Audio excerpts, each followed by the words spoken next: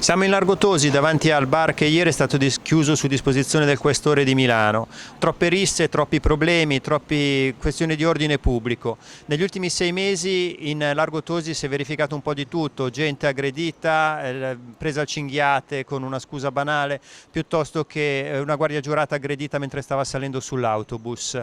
A questo punto il Questore ha deciso di dire basta, dando un segnale forte, chiudendo il bar. Ma il problema è davvero il bar, oppure è il parchetto Falcone Borsellino, dove anche a detta di molti residenti la situazione ormai è quasi fuori controllo. Le telecamere installate dall'amministrazione comunale, le pattuglie che sono impegnate con polizia locale, carabinieri e polizia di Stato a tenere sotto controllo la zona, a quanto pare non bastano. Abbiamo fatto una piccola inchiesta, i residenti sono davvero esasperati. Di sera ci sono episodi di spaccio continui, anche il mattino abbiamo potuto verificare, come ci sono episodi di ragazzi che pagano le dosi con prestazioni sessuali nascosti tra gli alberi. Qui per i controlli bisogna fare ancora tanto.